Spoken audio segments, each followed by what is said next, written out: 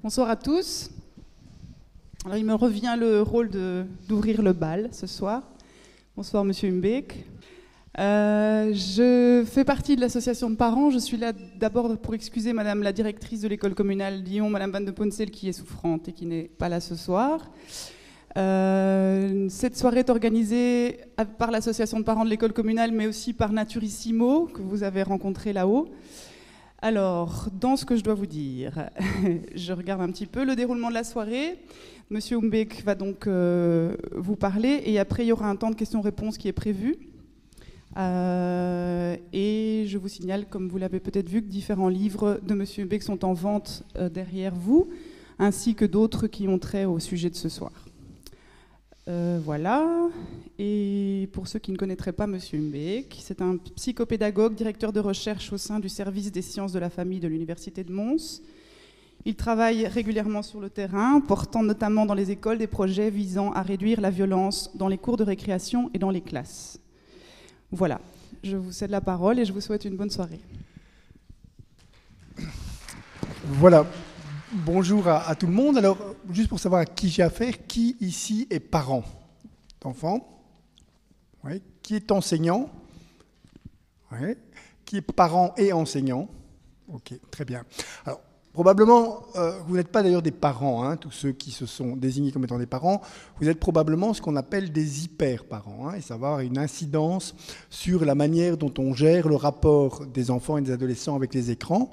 Alors, c'est pas grave d'être hyper-parents, hein, on l'est tous un peu dans nos sociétés. Ça se caractérise quand même par 3 symptômes qu'on retrouve généralement chez la plupart des hyper-parents. On appelle ça les parents hélicoptères, les parents drones et les parents curling. Alors, les parents hélicoptères, c'est ce que vous êtes quand vous contrôlez tout ce que fait votre enfant. Et on a cette tendance-là. Qu'est-ce que tu fais? Où est-ce que tu es? À quoi tu joues? Parce qu'on veut toujours contrôler l'endroit où ils sont. Ne fût-ce que parce que de cette manière-là, ils vont nous rassurer sur le fait qu'ils sont toujours vivants. Hein, parce qu'on le sait, que ce qui est vécu avec une angoisse majeure, c'est l'idée qu'on pourrait perdre son enfant, le perdre physiquement, mais aussi psychologiquement, parce qu'il va s'éloigner. On va voir que ça va créer des paradoxes énormes dans l'éducation, parce qu'on va en même temps désirer leur autonomie, mais en même temps vouloir qu'ils ne s'éloignent pas. Il faut savoir qu'un enfant de 10-12 ans est autorisé à faire 300 mètres au-delà du périmètre de ses parents. Parce que au-dessus de 300 mètres, on a l'impression qu'il se perd. Alors c'est vrai que ça va évidemment encourager aussi des mécanismes paradoxaux, hein. Explore, mais reste. On va voir comment ils vont s'en sortir très très bien en explorant à l'intérieur d'une petite boîte, derrière un écran, dans leur ordinateur, tout en restant quand même sous la surveillance de leurs parents, parce qu'on a l'impression que s'ils nous échappent, ils vont être en énorme danger. Alors, il faut savoir qu'un enfant fait 80% de ses déplacements en voiture, conduit par ses parents. Ils n'ont plus des jambes, ils ont des roues. On va les chercher partout. On va les chercher à l'école, on les conduit à gauche, à droite, et on va constamment gérer leurs déplacements. Et l'enfant, donc, n'est plus autorisé à se déplacer, indépendamment du regard de ses parents. Il faut savoir qu'il y a 10 ans, eh bien, un enfant faisait à peu près 3 km au-dessus du périmètre de ses parents. Il y a 15 ans, on était de l'ordre de 30 km. Hein. Les enfants allaient pêcher dans le village des voisins, ça ne posait pas de problème. Actuellement, on ne les laisse plus partir très très loin. Toujours en souvenir cette image que la dernière heure avait produite en première page, hein, une maman qui émet un message « Ils ont abandonné mes enfants en pleine jungle ». Évidemment, vous voyez ça dans la dernière, vous dites qu'il faut absolument acheter le journal. Et regardez, page 9, la jungle, c'est Uccle. Pour ceux qui connaissent Uccle, ça ressemble quand même pas réellement à une jungle.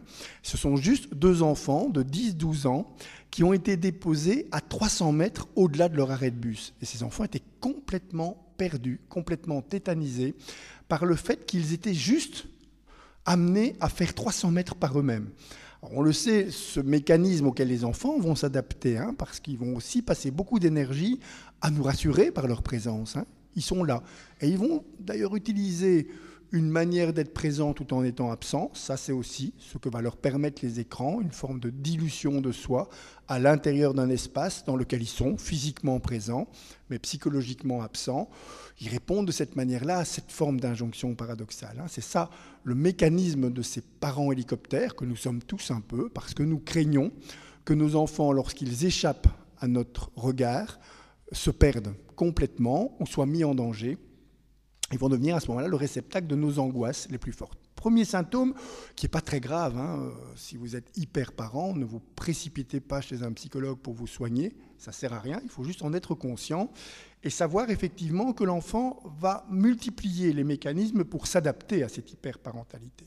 Le deuxième symptôme, ce qu'on appelle les parents drones, ce sont des parents qui non seulement tournent autour de leurs enfants, mais qui veulent toujours le meilleur pour leurs enfants. Il ne s'agit pas de brader les choses. Si tu vas suivre des cours, ce sera les cours chez les meilleurs. Si tu veux regarder un dessin animé, Kirikou. Alors Kirikou, les parents aiment beaucoup. Les enfants n'aiment pas du tout. Il faut le savoir, il faut oser le dire. Dans le Brabant wallon, tous les parents sont des pros Kirikou. Je vois toujours ce petit garçon qui, en consultation, me disait, je disais, qu'est-ce que tu aimes bien? Je pose toujours comme question, qu'est-ce que tu aimes bien regarder à la télé? C'est comme ça, on le verra, qu'on prend l'espace transitionnel de quelqu'un. Il regarde sa mère et me dit Kirikou. Je regarde lui, je dis Bob l'éponge, et il me dit oui, Bob l'éponge. Parce que Bob l'éponge, on le trouve beaucoup plus amusant que Kirikou. Kirikou, il faut le savoir, qu'il s'adresse aux adultes pour leur parler de valeurs qui parlent bien aux adultes, le respect, la tolérance, le respect de la différence, etc. Mais qui, chez les enfants, les mêmes valeurs sont exprimées de manière beaucoup plus efficace par Bob l'éponge. Il fait la même chose que Kirikou, mais en utilisant, on le verra, un langage tout à fait adapté à l'enfant. Qui est-ce qui aime bien Bob l'éponge ici, d'ailleurs? Je savais. Qui n'aime pas Bob l'éponge? Alors, quelques adultes normaux. Les autres, sans doute des adolescents attardés ou des personnes. Mais les adultes normaux sont simplement ceux qui sont tombés dans le piège que leur tendaient les concepteurs de Bob l'éponge.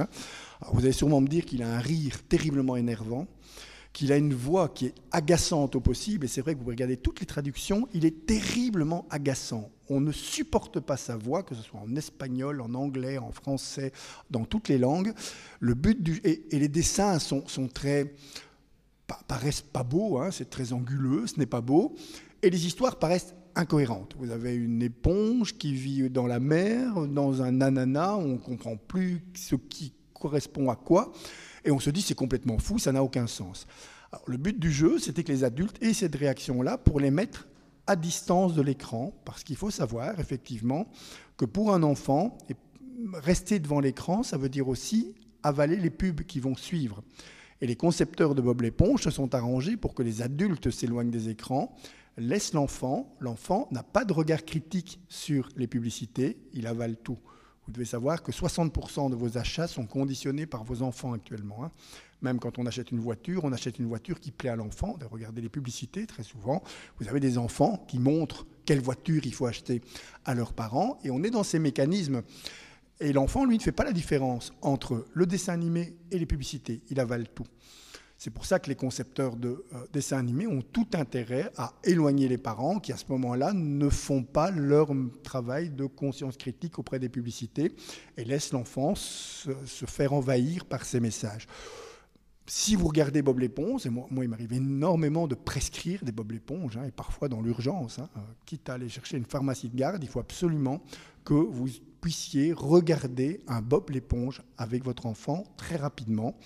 Notamment les parents, soit les parents drones, mais aussi les parents curling, ceux qui font les devoirs avec leurs enfants. Les parents curling, vous savez, le curling, c'est un sport dans lequel vous lancez un palet, et puis vous avez des personnes qui balayent pour que le palet arrive le plus près possible de la cible. Ça, c'est ce qu'on est en tant que parents quand on balaye pour que nos enfants soient heureux. On veut absolument qu'ils soient heureux. On ne met plus au monde, on le verra, on met au monde des enfants heureux et destinés à être heureux jusqu'à la fin de notre vie. On va voir que c'est terriblement fatigant pour le parent, c'est exténuant pour l'enfant, condamné à n'explorer qu'une seule émotion, le bonheur, avec toutes les autres qui vont être laissées en friche parce qu'il n'est pas question d'être triste alors qu'on se plie en quatre pour toi, il n'est pas question d'être en colère alors qu'on fait toutes tes volontés, il n'est pas question d'avoir peur alors que personne ne va mourir, il ne va rien t'arriver, et on va toujours essayer d'éviter que nos enfants vivent ces émotions qui sont indispensable à leur développement. Tous les enfants vont devoir vivre des émotions. Et c'est pour ça qu'il m'arrive aussi non seulement de prescrire des Bob l'éponge, mais de prescrire aussi des jeux avec des zombies. Parce qu'ils auront besoin, certains enfants, de jouer avec leur peur. Et lorsque vous avez des enfants qui vous disent « Non, moi les jeux vidéo, je ne joue pas parce que maman ou papa trouve ça très violent, donc moi je trouve ça très violent », la prescription d'un jeu avec les zombies est parfois très utile. Parce que tu vas jouer avec ça. Tu vas jouer aussi avec ce qui te fait peur, mais on verra comment on va travailler sur ces émotions à travers les écrans pour en faire non pas des babysitters, ça c'est un très mauvais plan, mais pour en faire des pédagogues, c'est-à-dire des adjuvants pédagogiques. L'écran, on le verra tout de suite, pour le parent hélicoptère, pour le parent drone, pour le parent curling, c'est à la fois le meilleur et la pire des choses. Ça peut être un allié, ça peut aussi être quelque chose contre lequel il va lutter de manière indéfinie, et ça peut être aussi quelque chose auquel il va déléguer un certain nombre de fonctions que son éducation que l'éducation ne donne plus. C'est pour ça qu'il va falloir nécessairement comprendre ces différents mécanismes. Pour comprendre pourquoi il est parfois utile de prescrire des Bob l'éponge, est-ce qu'il y a des parents ici qui s'énervent parfois en faisant les devoirs avec leurs enfants? Qui s'énervent? Vous, quelques-uns, oui.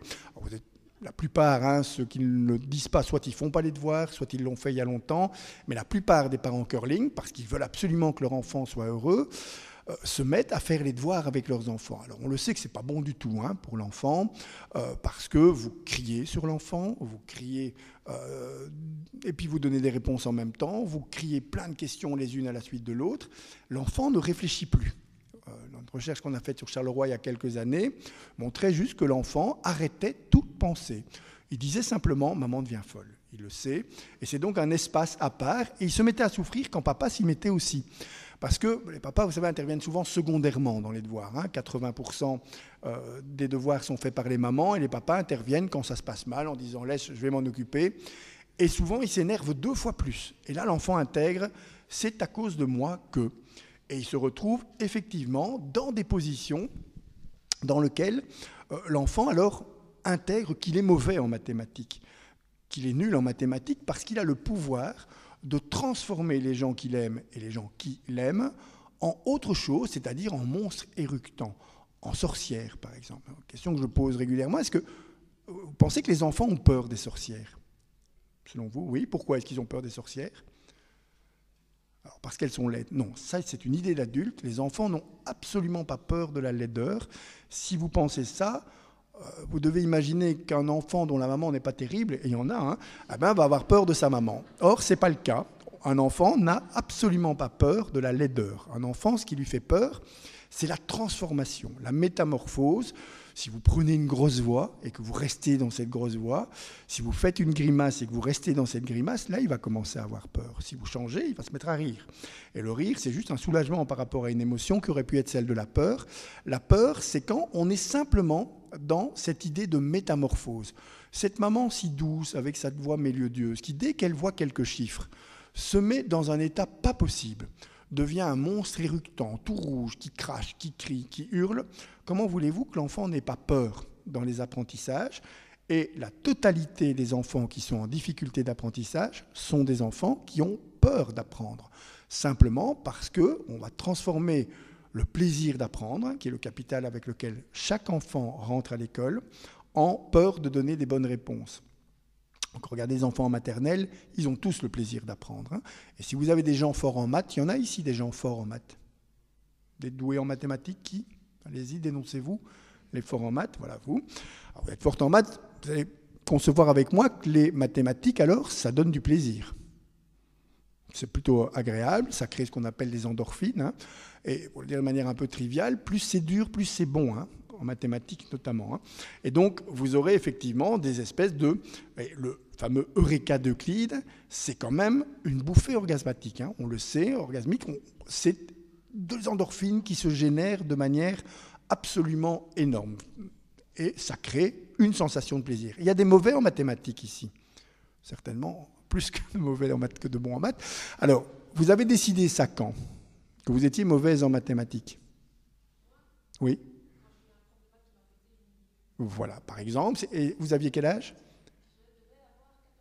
14 ou 15 ans. C'est le deuxième pic. Il y en a certainement d'autres qui ont eu ça encore plus tôt que vous, à l'entrée en primaire. Il y a 2 pics comme ça qui montrent à un moment donné où vous décidez, vous, pas seulement un professeur, il n'était pas assez fort pour tout seul faire de vous quelqu'un qui décide qu'il est mauvais en mathématiques. Il y a certainement d'autres qui se sont débrouillés avant pour laisser place à ce mécanisme-là. Ce sont les parents, les enseignants, vous-même, vous décidez, et c'est ça le grand problème dans le système éducatif belge, c'est qu'on n'est pas sélectionné par l'échec, on est sélectionné par l'orientation, et notamment l'autosélection, c'est-à-dire décider qu'on est mauvais dans quelque chose. Si j'ouvre votre cerveau et j'ouvre le cerveau de la personne qui se déclare bonne en mathématiques, on ne verra pas de différence. Simplement, vous allez refuser un tas d'orgasmes que votre collègue, elle, s'est octroyé, simplement parce que vous allez transformer le plaisir d'apprendre en anxiété, en peur de donner des réponses. Ça, c'est terriblement dangereux parce que l'anxiété, c'est la part de votre cerveau qui est utile pour retenir des chiffres. C'est elle qui va être parasitée en premier, ce qui fait que si vous êtes anxieux, vous ne savez pas réaliser vos opérations mathématiques. Un enfant bon en mathématiques, c'est un enfant qui est détendu face aux chiffres, qui n'a pas peur. On le sait effectivement que tous les enfants ont des dispositions à faire des mathématiques. Ils savent le faire bien avant que ce que Piaget imaginait. Vous savez, quand les enfants en maternelle font des mathématiques, on s'imagine toujours qu'il faut attendre la pensée abstraite qui est survalorisée à l'école. En maternelle, les enfants de 4 ans, 5 ans font des mathématiques. Quand vous dites « Papy et mamie viennent manger ce soir », il fait plus 2. Ah non, mamie, elle est morte, elle fait moins 1. Et c'est ça, effectivement, faire des soustractions, faire des additions, c'est ce qu'un enfant fait spontanément. Et donc, il sait compter. L'enfant, il le fait avec du plaisir dans un premier temps, et puis on va en faire une épreuve qui va le rendre terriblement anxieux. Et on va voir très vite des enfants s'auto-sélectionner, avec une estime d'eux-mêmes qui va être taraudée très vite, parce que vous l'avez décidé à 14 ans, avec sans doute des petits prémices avant, qui font que vous allez faire un peu moins de mathématiques qu'une autre, parce que vous devenez anxieux, vous évitez donc les mathématiques, et vous en faites de moins en moins. Et le cerveau, c'est use it or lose it. Ce que vous n'utilisez pas, vous le perdez. Parce que simplement, vous ne myélénisez pas vos circuits cérébraux. Plus vous faites des rimes, plus vous allez savoir rimer. Du temps de Molière, les gens parlaient en alexandrin simplement parce qu'ils myélénisaient leurs circuits cérébraux. Ce n'était pas plus intelligent. Ils avaient simplement l'usage régulier de la rime. Les mathématiques, c'est exactement la même chose. Et malheureusement, comme c'est le temps qui va être le facteur premier qui va déterminer si vous êtes capable de passer dans la classe suivante ou pas, les calculs mentaux par exemple, c'était typique, vous deviez grande panique quand on ne sait pas, quand on n'y arrive pas, quand on ne va pas assez vite, qui fait que là on intègre l'idée « je suis vraiment pas bonne en mathématiques ». Ça c'est très très dangereux parce qu'on a une forme d'apprentissage qui s'articule autour de la crainte, de la peur, de l'anxiété. Très mauvais signal des parents quand ils prennent congé pendant les examens de leurs enfants. L'enfant va aller passer son examen avec sur le dos l'anxiété de son parent. Comme les enfants sont des éponges, ils prennent cette anxiété. Et évidemment qu'ils ne sont pas détendus par rapport à l'apprentissage et qu'ils n'arrivent pas à réaliser l'opération mathématique. Un enfant détendu suppose aussi un parent détendu. Tous les enseignants le savent. C'est pour ça que les parents enseignants, par exemple, qui sont de très bons enseignants dans leur vie professionnelle, sont souvent des enseignants lamentables avec leurs propres enfants. Et dans le devoir, ils perdent complètement pied, simplement parce qu'ils deviennent alors ces hyper-parents qui paniquent dès que l'enfant pourrait ne pas savoir. Ils n'arrivent pas à faire 5 plus 7. Parce qu'il n'a pas assez de doigts et qu'on imagine qu'il doit mentaliser tout de suite. Et donc on prend un burin pour faire rentrer ça dans sa tête le plus vite possible pour être tranquillisé nous-mêmes par rapport à nos angoisses. Il y a le temps court, il est 6h à 6h30 en soupe, tu as intérêt à donner des bonnes réponses très très vite. Et tu ne sais pas faire 5 plus 7 et le petit voisin, il sait déjà faire 15 plus 17. Ouh là là, un burin très très vite. Et c'est très contre-productif parce qu'on le sait. Et c'est pour ça que j'utilise souvent les mathématiques comme exemple, parce qu'en mathématiques, les progrès arrivent par insight, c'est-à-dire que vous allez vous coucher, vous ne savez pas très bien comment ça se passe, vous vous réveillez le matin, il y a 2 fils qui se touchent et vous avez compris. Mais on ne comprend pas bien le mécanisme par lequel on comprend, mais on sait que ça vient chez tous les enfants si on se laisse le temps. Ça vient beaucoup plus lentement chez d'autres, où c'est complètement freiné, si vous ajoutez à l'apprentissage la peur de l'apprentissage. Et c'est là que vient Bob l'éponge comme prescription. Quand les parents, et c'est une des premières causes de consultation, c'est des parents qui vous disent « mon enfant fait une phobie scolaire » ou « mon enfant a des compétences, mais il n'arrive pas à les actualiser en performance ». Ils ne me disent pas ça comme ça, hein. Ils me disent des choses bien pires à entendre pour un enfant. « Tu es un être inquiétant ou décevant ». C'est-à-dire décevant, tu crées chez moi une émotion qui me rend triste, ou tu es inquiétant, tu crées chez moi une émotion qui me fait peur. Tu pourrais ne pas savoir apprendre, ou tu m'attristes. Pour l'enfant, c'est terrifiant d'entendre ça. Et beaucoup d'enfants, à ce moment-là, développent des formes plus ou moins accentuées de phobie scolaire, parce que risquer d'inquiéter ou de décevoir, autant tout arrêter. Et donc, j'apprends plus, et débrouille-toi avec ces angoisses-là. Là, la prescription Bob l'éponge a du sens. Parce qu'il faut déjà expliquer à l'enfant où est-ce que tu es en train d'apprendre des choses qui te plaisent. Ça veut dire qu'est-ce que tu regardes à la TV. Je le pose à chaque enfant, à chaque adolescent. Pour moi, c'est essentiel de savoir s'il a encore ces espaces imaginaires, ces espaces d'apprentissage. On va le voir comment et pourquoi ça doit rester ces espaces-là, tout en étant ludique, parce que c'est apprendre dans le plaisir. Alors, quand vous dites d'emblée à la maman, « Madame, vous allez me regarder un Bob l'éponge pour la semaine prochaine », là, vous avez un allié, l'enfant. Il venait chez vous le samedi matin ou le samedi après-midi avec quand même des pieds de plomb, parce que plutôt que regarder Bob l'éponge, ils doivent se taper un rendez-vous avec moi. Honnêtement, je comprends qu'ils préféraient Bob l'éponge. Tout ça pour calmer les inquiétudes, non pas les leurs. Quand on m'amène un adolescent, quand on m'amène un enfant, on m'amène souvent un parent inquiet, mais pas un adolescent effrayé ou un enfant qui lui-même est en difficulté. C'est le parent qui a du mal, effectivement, à vivre avec le parcours de l'enfant qui lui démontre en permanence que tout ne sera pas si simple. Qu'effectivement, éduquer un enfant, ça ne veut pas dire le bien-être continu, ça ne veut pas dire des émotions positives et uniquement positives, ça veut dire vivre des tas d'émotions, ça veut dire s'exposer ou se confronter à l'échec, ça veut dire plein de choses qui sont le signal que l'enfant va émettre pour dire « ce ne sera pas si simple ». Et l'optimisme en éducation ne peut jamais être que de l'optimisme intelligent, puisqu'il y a un optimisme bête et un optimisme intelligent. Vous voyez beaucoup de bouquins qui sortent actuellement, soyez optimiste. Méfiez-vous de ces livres-là. D'ailleurs, si vous êtes optimiste et que vous n'êtes qu'optimiste, ça ne va pas vous aider beaucoup. Faites preuve d'un optimisme intelligent, c'est-à-dire un pessimisme à court terme, ça ne va pas être facile. Et puis un optimisme intelligent, c'est ça ne va pas être facile, mais on va y arriver quand même. Ces gens-là, y arrivent plus facilement que ceux qui disent ça va y aller, pas de problème, avec les enfants, il n'y aura pas de problème, tout va être facile, puisque nous, ça a été bien à l'école, eux, ça ira certainement aussi. Et vous avez alors, dès qu'il y a un enfant dans la fratrie, par exemple, qui commence à travailler moins bien, qui ramène un échec, qui est confronté simplement à la difficulté naturelle que suppose un apprentissage, une grosse crise de panique chez le parent, qui va alors induire par des mécanismes comme par exemple les devoirs contrariés dans lesquels on va transformer le plaisir d'apprendre en anxiété. Tous ces mécanismes vont parasiter le plaisir d'apprendre. Quand vous dites à la maman, et toutes les mamans l'acceptent, les papas aussi, mais les mamans plus facilement encore, vous regarderez un Bob l'éponge et la semaine prochaine, vous viendrez me raconter Bob l'éponge. Comme les parents payent pour venir, ils s'imaginent qu'effectivement, ils doivent m'obéir et ils regardent Bob l'éponge. Et ils viennent toujours, d'ailleurs, me dire après, c'est pas si con. Parce que c'est vrai que c'est très drôle, Bob l'éponge. Les amateurs de Bob l'éponge, ce sont des personnes qui sont passées au-dessus des résistances et qui ont compris que dans Bob l'éponge, il y avait des champs sémantiques qui s'intercroisaient. Une éponge qui est en même temps un ustensile de cuisine, un poisson qui vit dans la mer et qui, quand il met un aquarium sur sa tête, se met à respirer de l'air. Tout ça est à la fois drôle, confus, et permet d'articuler les différents niveaux du rire, ceux de l'adulte et ceux de l'enfant et ceux de l'adolescent. Et donc, c'est très intéressant. Alors, ce qui est intéressant aussi à voir, c'est la tête de l'enfant qui regarde son parent raconter Bob l'éponge. On a reconstruit tout simplement une situation de plaisir partagé dans les apprentissages. Les enfants adorent voir leurs parents regarder avec eux, pas regarder à leur place, mais regarder avec eux ce qui finalement va leur servir d'espace transitionnel. Si vous voulez faire plaisir à votre enfant, ne lui dites pas « je vais te raconter une histoire ». Parfois, ça fait flop.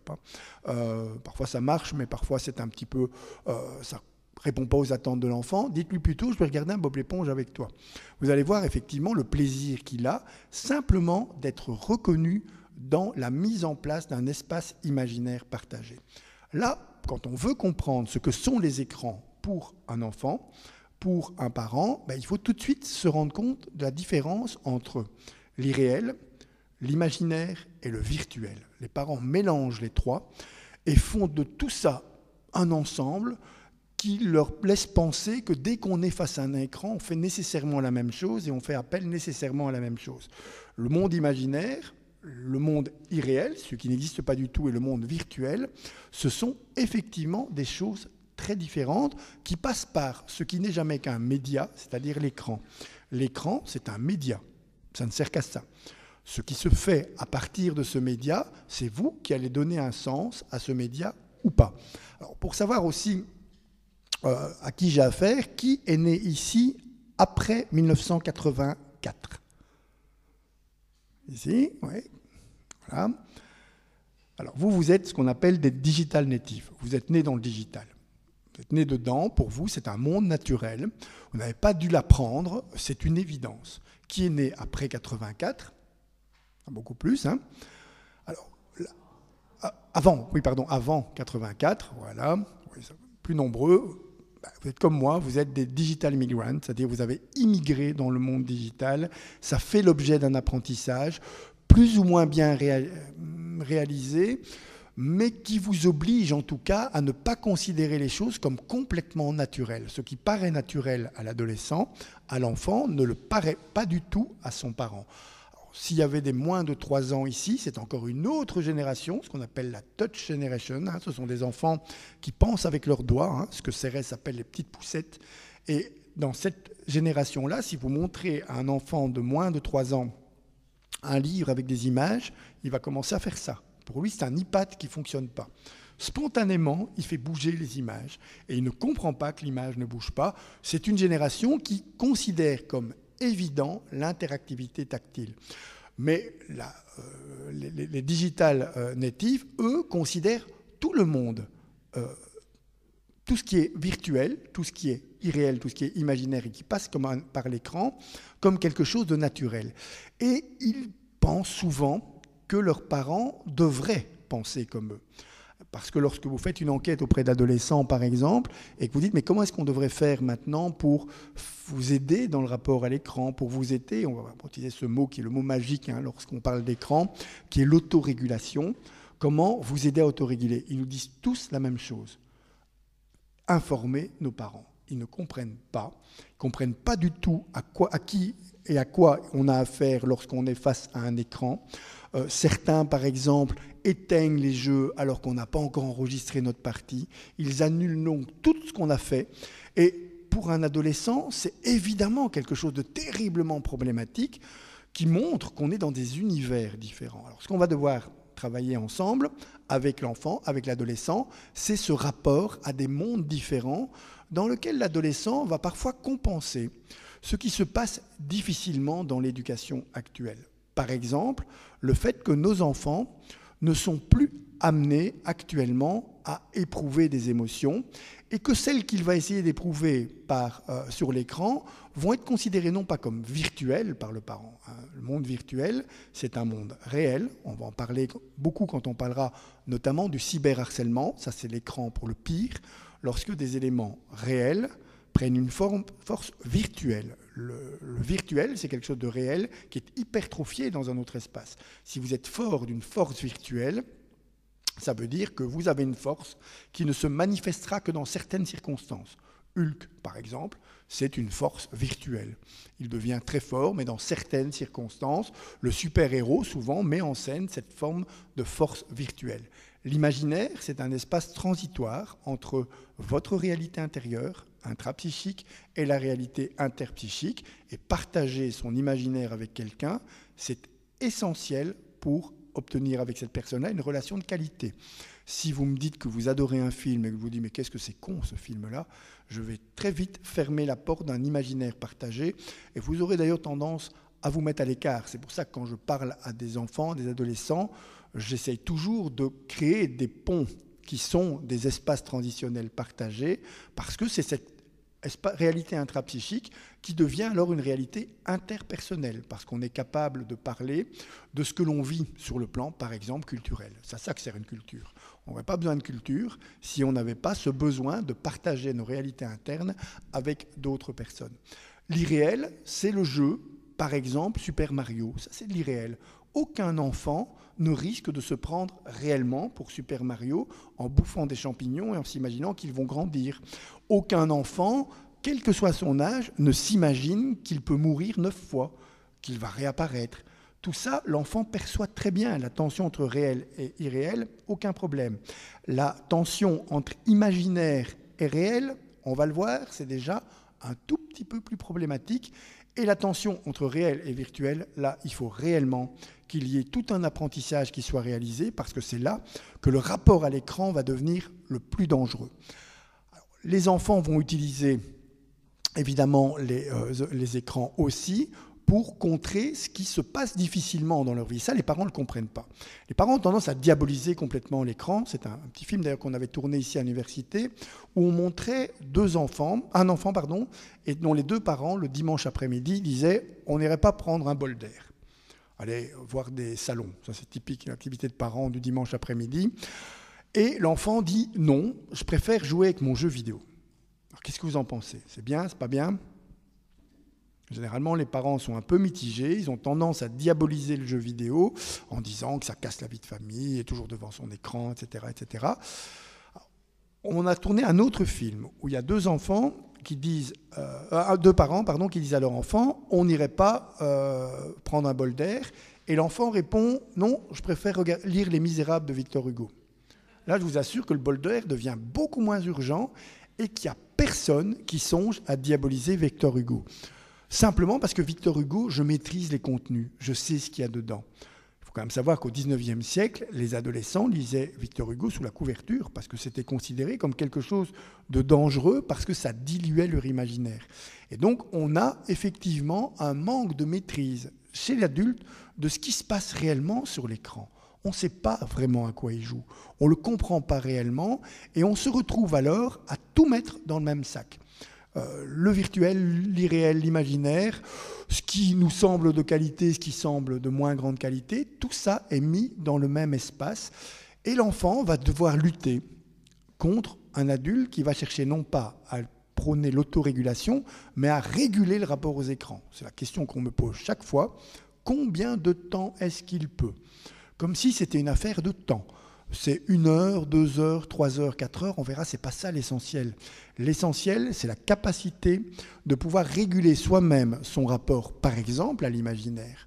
L'imaginaire, c'est un espace qui est très compliqué à mettre en place chez un être humain, parce que le néocortex de l'enfant, il est terriblement fluctuant. Et l'enfant, dans un premier temps, ne fait pas le rapport entre ce qui est réel, ce qui est irréel et ce qui est imaginaire. Tout ça est mélangé chez lui. Il aura tendance, parce que l'imaginaire, c'est quelque chose qui suppose, par exemple, l'apprentissage de règles. Vous ne pouvez pas rentrer dans l'imaginaire si vous ne partagez pas les règles de celui qui partage l'imaginaire avec vous.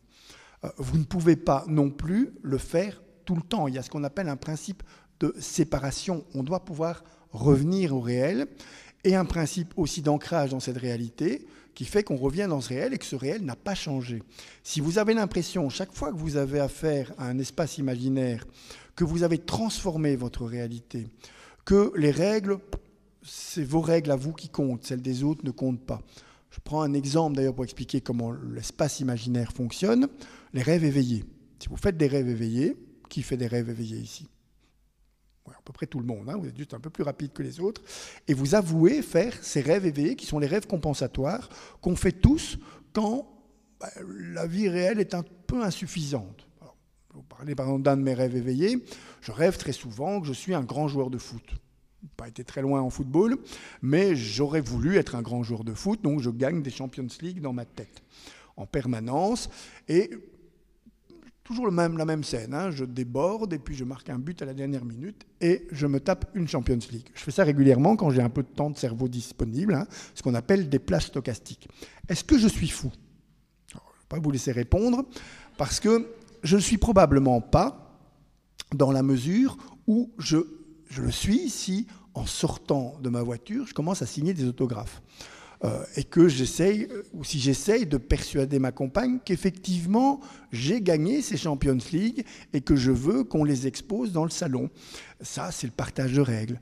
L'ancrage dans la réalité, si je vous dis, j'ai gagné ces Champions League et je suis convaincu d'avoir transformé le réel en ayant gagné ces Champions League. Même chose si, effectivement, je suis incapable de penser à autre chose. Ça, c'est très dangereux. Lorsque l'imaginaire est dilué dans un espace où il y a plus de séparation avec le réel. C'est pour ça qu'on explique souvent aux parents, faites attention à ce que vos adolescents sachent le moment où ils rentrent dans l'imaginaire et le moment où ils en sortent. Et la plupart d'entre eux le font très très bien. Ceux qui ont lu Harry Potter, par exemple, le font encore mieux que les autres. Harry Potter servait essentiellement à ça. Vous avez, dans Harry Potter, c'est l'histoire d'un sorcier qui se fait des illusions. C'est un petit garçon maltraité qui rêve qu'il est un sorcier.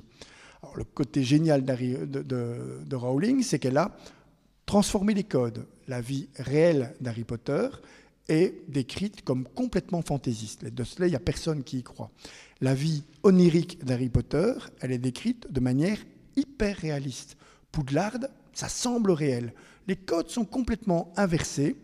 Et vous avez des marqueurs qui montrent très clairement quand on passe de l'un à l'autre. La voie 9 3/4, elle n'existe pas. Les autobus qui volent, on sait que ça n'existe pas, mais vous savez que vous sortez de l'imaginaire, du réel, et que vous rentrez dans l'imaginaire.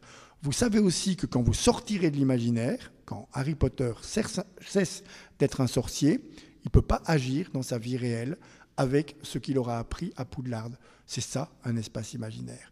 Les adolescents se sont jetés sur Harry Potter simplement parce que ça confirmait ce dont ils avaient le plus besoin, c'est-à-dire un apprentissage parfaitement réalisé entre un monde qui est celui de la réalité et le monde imaginaire. Pour nos enfants, c'est parfois un peu plus compliqué. Vous savez, quand vous voyez, par exemple, vous allez à Euro Disney, vous êtes vous-même projeté dans l'image. Et puis, vous avez quelqu'un de l'image qui sort, qui se retrouve devant vous. Alors, évidemment que c'est très, très compliqué. Alors pour apprendre effectivement ces partages des règles, pour apprendre ces règles de l'imaginaire, il faut être ce que doivent être nécessairement tous les parents, c'est-à-dire de temps en temps un parent défaillant, un parent qui accepte de ne pas jouer tout le temps avec ses enfants. Je l'explique souvent avec une petite scène qui m'est arrivée quand mon petit garçon avait 5 ans, je roulais avec lui, puis il me dit « arrête-toi ». Je suis un parent postmoderne, j'obéis à mes enfants, je m'arrête, et puis il me dit « Bugs Bunny doit rentrer dans la voiture ». Bon, ok, on fait rentrer Bugs Bunny. Pour les gens qui me regardent incrédules, on joue, Bugs Bunny, t'es pas là, on joue à Bugs Bunny, et puis il me dit « voilà, papa, je te présente Bugs Bunny se présente papa ». Alors, est-ce que mon petit garçon est fou? Il a 5 ans. Non, il joue. Est-ce que je suis fou? Alors là, je ne vous laisse pas répondre, parce que le lendemain, je vais être beaucoup plus performant. Le jour même, effectivement, j'ai accepté le jeu. Le lendemain, il pleut. Je suis d'une humeur massacrante. Et on est sur la même chaussée, il me dit « arrête-toi ». Je dis « toi, tu ne vas pas encore m'emmerder avec ton Bugs Bunny ». Pouf, il a compris, effectivement, qu'on ne jouait pas tout le temps, qu'il y avait ce principe de séparation, ce principe de partage de règles. Là, on ne partage pas de règles, on ne joue pas, et l'ancrage dans la réalité. Mais ma réalité ne m'autorise pas à jouer pour le moment. C'est ça qu'un enfant doit apprendre. Un enfant qui joue avec des jeux vidéo, mais qui sait très bien qu'il est en train de jouer dans un espace dans lequel il se construit une réalité imaginaire qui est sans doute plus agréable à vivre temporairement que la réalité qu'il doit parfois subir, eh bien cet enfant-là utilise l'imaginaire pour ce qu'il doit être, un espace où je respire parce que la réalité est sans doute un peu trop difficile à vivre. C'est pour ça que je suis parfois obligé de mettre un enfant, un adolescent, à l'écart, quand par exemple ses parents vivent des choses difficiles. Ok, reste sur l'ordinateur, surtout tu ne bouges pas. Et reste dans l'imaginaire, mais souviens-toi que des choses se passent dans la réalité et que ce que tu construis dans l'imaginaire n'a pas d'effet sur cette réalité. C'est ça qu'un enfant doit apprendre.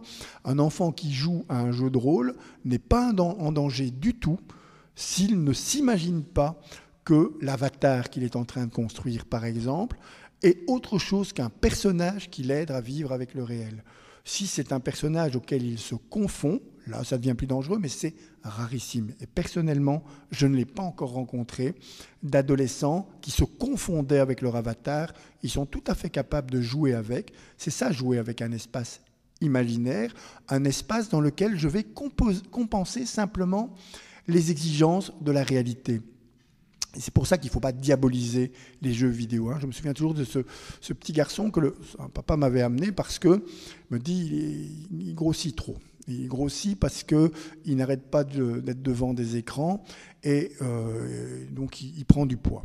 Et donc je l'ai mis au football, me dit-il. Et il avait mis son petit garçon au football. Alors c'est vrai que le football pour l'estime de soi, c'est pas nécessairement un bon plan. Surtout quand vous êtes en surpoids, parce que les entraîneurs de foot, peut-être ici dans la salle, mais pour les petits, sont souvent des conceptions un peu minimalistes de la stratégie. Les petits gros derrière pour boucher le but, les petits vifs devant pour passer entre les petits gros. Ça, c'est la stratégie minimaliste qu'on retrouve très souvent dans les équipes d'âge. Ce qui fait que les petits gros, ils se retrouvent très souvent aussi à multiplier des erreurs. Aussi, on va voir effectivement que le football, quand il est orienté trop tôt sur un esprit de compétition, a des effets très dommageables sur l'estime de soi. Il faut d'abord expliquer aux parents que ce n'est pas l'écran qui fait grossir. Sinon, vous arriverez à la même conclusion que cette petite fille qui ne comprenait pas. Elle vient me voir, elle me dit « mais je ne comprends pas. Maman me disait que tu grossis parce que tu manges trop devant la télé. Donc je suis parti manger à la cuisine, il n'y a pas de télé, je grossis quand même. Parce que ce n'est pas l'écran qui fait grossir. C'est ce qu'on fait devant ou ce qu'on ne fait pas à cause de l'écran. Donc on va le voir, le principe d'autorégulation, mais aussi le principe d'alternance. Pas que de l'écran. De temps en temps, faire d'autres choses, bouger, etc. Tout ça, aucun problème. Mais s'imaginer que parce que l'enfant est mis au football, ça va l'aider effectivement à perdre du poids. D'abord, il faut voir que quand vous êtes assis sur un banc tout un samedi matin, vous n'allez pas perdre beaucoup de poids. C'est malheureusement ce qui arrive beaucoup à ces enfants-là. Quand on imagine que jouer au football, c'est jouer déjà dans un esprit de compétition. Et puis, sur le plan de l'estime de soi, les sports collectifs sont parfois terriblement dangereux pour les enfants.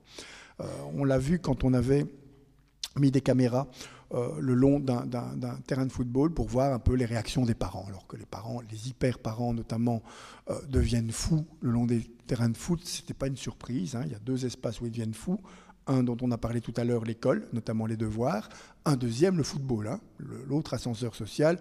Vous avez des parents qui hurlent sur leurs enfants, qui hurlent sur les enfants des autres. Et vous avez effectivement des parents qui perdent pied complètement. Mais ce qui avait été tout à fait intéressant, c'est d'observer la réaction des parents lorsqu'un enfant fait une erreur.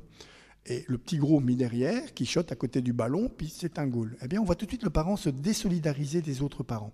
Si vous voulez casser l'estime de soi de quelqu'un, vous lui faites simplement commettre des erreurs qui pénalisent toute une collectivité. À l'armée, ils savent très bien. Si vous faites de la marche, du drill, puis vous faites une erreur, vous chopez, on va vous dire pompage. Pas pour vous, pour tous les autres. Vous restez droit, debout. Mais vous sanctionnez tout votre groupe. Une fois, deux fois, trois fois, votre estime de vous-même est complètement anéantie et vous vivez en grosse difficulté par rapport au groupe. C'est ce qui se passe quand un enfant multiplie les erreurs, par exemple, dans des matchs de football. Et ce petit garçon, quand il me voit, me dit « bon, c'est vrai que ça ne va pas très bien le football, je sais bien que papa a honte de moi. » Il s'en était rendu compte, on n'en parle jamais, mais je sais qu'il a honte parce que justement, on n'en parle jamais. Mais t'inquiète pas, il me dit, j'ai trouvé un truc pour que ça aille mieux. Je retourne de mon jeu vidéo, FIFA 2014 à l'époque, et puis j'ai fait un personnage filiforme, j'ai mis mon nom derrière, et maintenant je gagne aussi des Champions League parce que je joue au Real de Madrid. Il avait compensé dans cet espace imaginaire, qui n'est pas là un espace virtuel, les défaillances de la réalité. Alors, ce qui est important, c'est que cet enfant ne prenne pas cette habitude systématique de le faire. L'enfant qui est périmé parce que ses résultats scolaires sont mauvais, qui est considéré comme décevant, et puis qui est un petit peu mis à l'écart aussi à l'école, et puis qui s'en va dans des jeux dans lesquels il devient quelqu'un d'important dans une guilde, qui va multiplier les aventures. On peut être tenté à un moment donné de troquer son personnage réel pour ce personnage imaginaire qui vit une existence finalement beaucoup plus intéressante à l'intérieur d'un groupe dans lequel vous êtes intégré en réalisant des performances qui vous valorisent. J'ai toujours en tête ce garçon qui était ce qu'on appelle un hardcore gamer. Alors, un hardcore gamer, c'est C'est une forme de pathologie rarissime. Il ne faut absolument pas en avoir peur au niveau des parents. J'en parle parce que ça atteint un pourcentage minime de personnes. Ce sont des personnes qui ne font plus que jouer. Et ce garçon jouait au billard. Donc on s'attend toujours, vous savez, les jeux les plus addictifs, ce sont les jeux qui ressemblent le plus à la réalité et qui ont tendance à être des jeux infinis. Le billard, c'est relativement rare qu'on devienne addictif à ça. Vous avez 3 boules, et puis vous jouez avec 3 boules. Vous dites un type qui n'était plus inscrit au forum. Ça fait 3 ans qu'il n'avait pas quitté son ordinateur et pas bougé.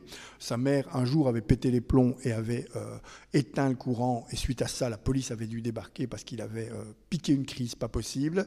Et donc, c'est comme ça qu'à l'époque, j'avais été amené à m'en préoccuper parce qu'on m'a dit, écoute, il y a une situation là très problématique, une personne qui est complètement décrochée psychologiquement et socialement. Alors, avec un hardcore gamer, prenez pas rendez-vous dans votre bureau, il ne viendra jamais. Vous devez aller voir sur place et vous devez surtout comprendre qu'est-ce qui rend ce rapport à l'écran aussi vital pour lui. Si vous lui dites, écoute, t'es un tapé, tu sors de cet écran, t'éteins, etc., vous n'allez créer aucune compliance. Vous devez juste comprendre. Donc je m'installe devant lui, devant son billard, et puis il m'explique qu'il est champion d'Europe. Et il est effectivement champion d'Europe de billard. Il passe son temps non seulement à jouer, parce qu'il est challengé, comme il dit, en permanence, mais aussi à regarder les autres, des Hongrois, des Roumains. Il est hyper connu. Il reçoit des messages parce qu'il joue merveilleusement bien au billard.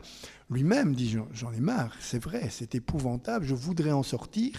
Il dit, mais là, je suis quelqu'un, et là, je suis personne. Mon frère, lui, il a réussi, etc., etc. Moi, je suis nulle part. Par contre, là, je suis quelqu'un, et donc je m'enfonce dans ce quelqu'un. Il a fallu tout un réapprentissage pour l'autoriser à devenir quelqu'un dans la vie réelle, mais pour ça, il a fallu aussi reconnaître ce qu'il était dans cette vie imaginaire, non pas virtuel là, mais imaginaire, et là, l'expliquer aux parents. Vous savez, il n'est pas rien. J'ai eu il y a 3 semaines dans mon bureau un garçon qui avait été challengé aussi, qui était tout fier de ses résultats. Sa mère n'arrêtait pas de parler de l'école. Oui, mais à l'école. J'ai été obligé d'écouter madame. Il a quand même un talent fou dans un jeu que par bonheur je connaissais, et donc l'adolescent se dit, enfin un adulte qui explore ma planète sans en permanence considérer que tout ce que j'y fais n'a pas de valeur, pas de validité. Il faut toujours se dire que les espaces sur lesquels ils sont en train de se construire, si vous les invalidez, eh bien vous explorez la planète adolescente comme un envahisseur et pas comme un explorateur. Ça, c'est terriblement dangereux. Les adolescents adorent qu'on s'intéresse au contenu de leur jeu, à ce qu'ils y vivent et à ce qu'ils sont en train de mettre en place dans ces différents écrans. Alors, évidemment que ça s'apprend progressivement et qu'il ne s'agit pas ici d'entendre que tous les jeux sont bons pour tout le monde. Non, mais les jeux, effectivement, sont des espaces de vie dans lesquels je mets en jeu mon imaginaire. Et je vais d'ailleurs utiliser très souvent le jeu pour réaliser ce qui pose problème dans l'éducation actuelle, c'est-à-dire, parce qu'on sait qu'étant des hyper-parents, on a tendance à vouloir que nos enfants ne vivent pas trop d'émotions négatives. Et donc, pas question qu'ils aient peur, pas question qu'ils soient tristes, pas question qu'ils soient en colère, tu dois être content tout le temps. C'est ce qui explique l'apparition de pathologies, ce qu'on appelle des sociopathies, c'est-à-dire des pathologies qui n'existent que dans un modèle social déterminé, par exemple l'hyperkinésie. L'enfant hyperkinétique, ça n'existe que dans nos modèles sociaux, principalement dans les modèles, et plus vous allez vers le nord, plus vous avez des enfants hyperkinétiques, plus vous avez des prescriptions de rélatine. En Afrique noire, il n'y a pas d'enfants hyperkinétiques. Vous pouvez chercher partout, vous n'en trouverez pas. Dans les années 70, il n'y a pas d'enfants hyperkinétiques. C'est pour ça qu'on parle de sociopathie. Et plus vous montez vers le nord, plus l'école prend de l'importance dans l'imaginaire et dans les conceptions des parents, plus vous avez effectivement des prescriptions de rélatine et d'identification d'enfants hyperkinétiques. Il n'y a pas de Norvégiens dans la salle. Non, je pose toujours la question parce que les Norvégiens, il y en a. Qui est norvégien ? Vous êtes norvégienne. Ah bon, je vais essayer de rester poli. Alors, ça, parce qu'ils sont un peu... Alors, si vous n'étiez pas là, je dirais emmerdants, mais je vais juste dire ennuyeux. Ils ont gagné au PISA. Ils ont gagné au PISA et depuis qu'ils ont gagné au PISA, ils font des leçons de pédagogie au monde entier. Alors, vous êtes norvégienne, vous savez comme moi, alors aussi, qu'à Oslo, ce n'est pas une ville tellement amusante. On a tendance à beaucoup s'ennuyer. Et que les parents, en Norvège, ont tendance à être souvent très très froids. Et ils ont quand même le plus haut taux de suicide adolescent d'Europe. Ça, il faut quand même leur rappeler. Pendant que les petits Napolitains, parce que j'aime beaucoup les Napolitains, j'aime bien les Suédois aussi ou les Norvégiens, mais les Napolitains ne font plus de leçons d'éducation à personne parce qu'ils sont derniers au PISA. Mais ils ont le taux de suicide le moins important d'Europe. Parce que pendant que les petits Norvégiens s'ennuient à Oslo et où il fait tout noir très tôt, les petits Napolitains jouent dehors et s'amusent énormément, avec effectivement une tendance à beaucoup moins bien travailler à l'école, donc les résultats PISA sont moins bons, mais à multiplier les liens communautaires, avec tout ce que ça suppose d'ailleurs, sur le plan du développement de l'enfant.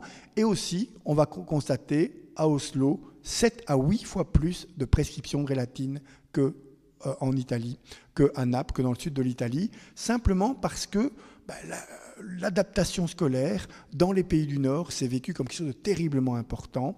Vous avez des écoles qui sont très exigeantes, des enfants qui sont très performants, effectivement, et qu'un parent qui voit que son enfant n'est pas performant va très vite aller consulter parce qu'il souhaite obtenir cette performance. C'est pour ça que la sociopathie qui lie à la fois le problème de l'exigence scolaire et en même temps le déficit émotionnel a tout intérêt à être remplacée par cette nouvelle pathologie dont on parle maintenant, notamment au Québec, où il ne parle plus d'enfants hyperkinétiques, il parle d'enfants ayant des troubles de l'impulsivité ou des difficultés d'intelligence émotionnelle, simplement. Ce sont des enfants qui n'identifient pas leurs émotions, parce qu'ils ne sont pas autorisés à les vivre très souvent, et qui donc sont en déficit d'intelligence émotionnelle.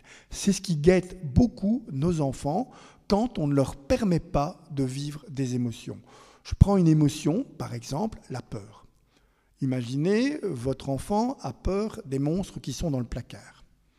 Il a 5 ans. Qu'est-ce que vous faites ? Généralement, les mamans ouvrent les placards, les papas tuent les monstres. C'est généralement la répartition des rôles est plutôt comme ça. Alors, ne prenez pas de risques, vous saviez bien qu'il n'y en avait pas, ils sont dans le néocortex de l'enfant. Mais quand vous ouvrez le placard et vous dites « il n'y a pas de monstre », qu'est-ce que vous dites à votre enfant ? « T'as pas à avoir peur ». Résultat, l'enfant se met à avoir peur de sa peur, c'est ce qu'on appelle l'angoisse.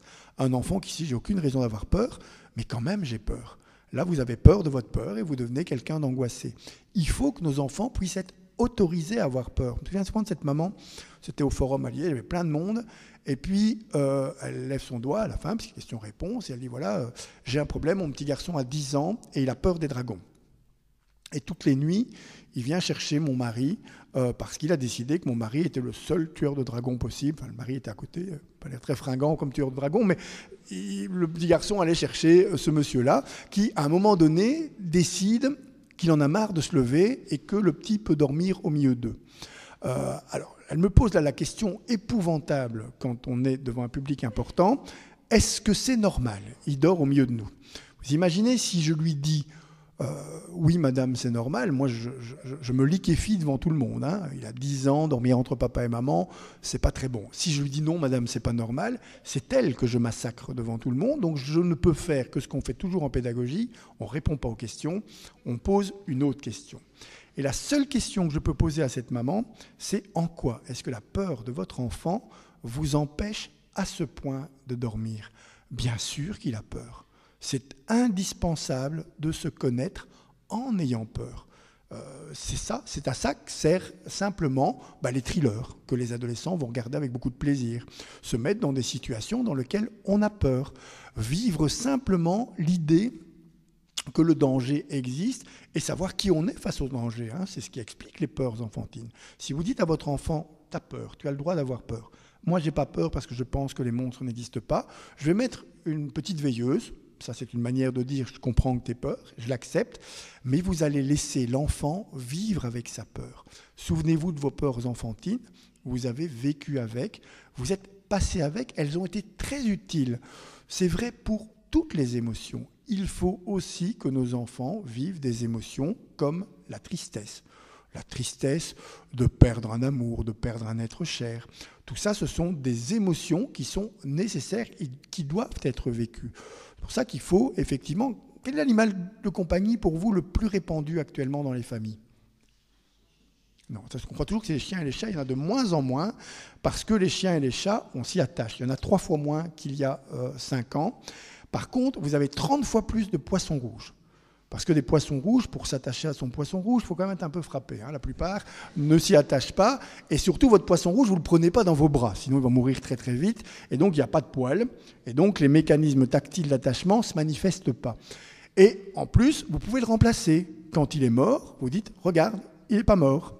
Et l'enfant, effectivement, va vivre avec l'idée que son animal pourrait ne pas mourir, alors qu'il doit nécessairement vivre la mort de son animal. Je le dis à chaque conférence, je le dis chaque fois, offrez des animaux mortels à votre enfant. Pas la tortue, votre enfant sera mort avant. N'offrez pas non plus un animal mort, parce que ça c'est cruel, mais offrez effectivement un animal dont il va connaître la mort.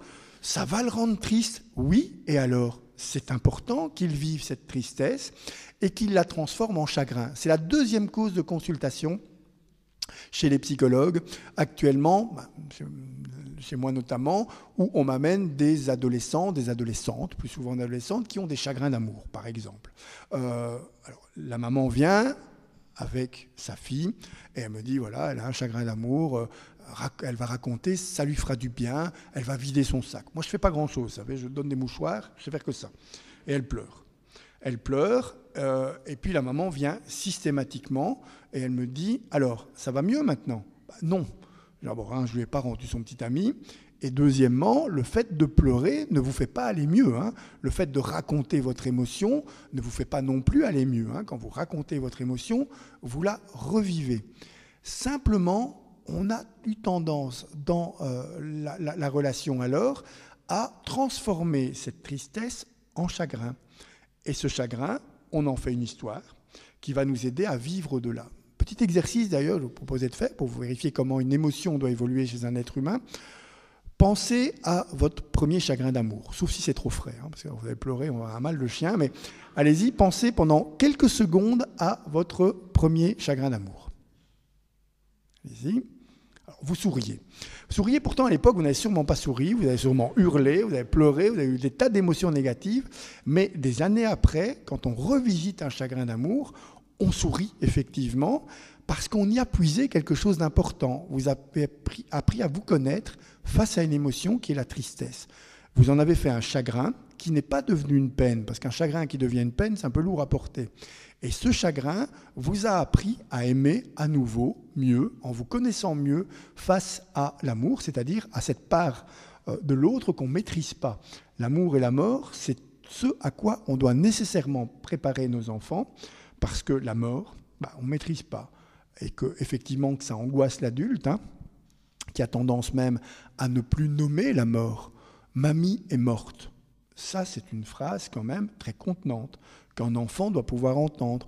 Mamie s'est éteinte. Alors là, mamie est une bougie. C'est pas possible. Ou mamie est montée au ciel. Où il y a des enfants qui attendent que mamie retombe. Parce que, effectivement, les enfants n'ont pas conscience des métaphores. La mort, ça doit pouvoir se dire, parce que ça va contenir l'angoisse de l'adulte, et c'est avec des mots qu'on contient l'angoisse, essentiellement. C'est pour ça que le simple fait d'autoriser son enfant à vivre des moments de tristesse, les contenir à l'intérieur de mots qui contiennent l'angoisse, ça, c'est effectivement le rôle d'un parent qui n'est pas d'éviter la tristesse ou d'éviter la colère. N'essayez pas d'éviter la colère de vos enfants. Ils vont attraper des colères sur leur colère. C'est-à-dire qu'ils vont se mettre en colère de ressentir de la colère. Quand vous rentrez dans un grand magasin, il suffit d'observer d'ailleurs les mamans qui rentrent dans les grands magasins. Vous savez, qui disent, attention, la dernière fois ça s'est mal passé, je te garantis que si ça recommence, tu ne feras plus jamais des courses avec moi. L'enfant sait que ce n'est pas vrai, mais l'enfant il a surtout enregistré une chose. Quand vous serez coincé devant la caisse, il va...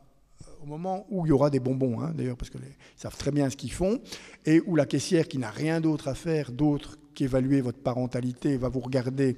Dès que l'enfant va se mettre à hurler, vous aurez le choix entre deux rôles. La mère odieuse qui laisse hurler son enfant, ou la mère trop faible qui cède à ses caprices. Et l'enfant le sait. Il sait très bien que la colère a de l'impact sur vous. Il l'a appris simplement quand vous lui dites « Attention, c'est important pour moi que tu ne sois pas en colère. » Si vous rentrez dans le grand magasin en disant « Écoute, tu vas avoir des tas de choses dont tu auras envie ici, tu n'auras rien. Tu n'auras rien, tu vas être en colère et ça m'est égal. » Eh bien, vous verrez, vous passerez vos courses beaucoup plus tranquillement, simplement parce que vous exprimez que l'émotion de votre enfant ne vous déstabilise pas. C'est ça, cultiver l'intelligence émotionnelle de son enfant, c'est lui permettre d'éprouver des émotions et de les exprimer d'une façon socialement acceptable. Il faut décevoir ses enfants de temps en temps. Offrez-leur parfois des cadeaux pourris.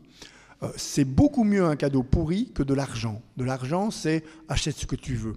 Mais si votre fils aime Nirvana et que vous lui ramenez l'intégrale d'Henri Dess, il va être déçu, évidemment, et il saura vous expliquer qui il est et pourquoi vous vous êtes trompé. On se souvient tous des cadeaux pourris qu'on nous a faits. Les gens qui vous ont donné de l'argent, vous en rappelez plus. Les gens qui vous ont fait des cadeaux pourris, on s'en rappelle.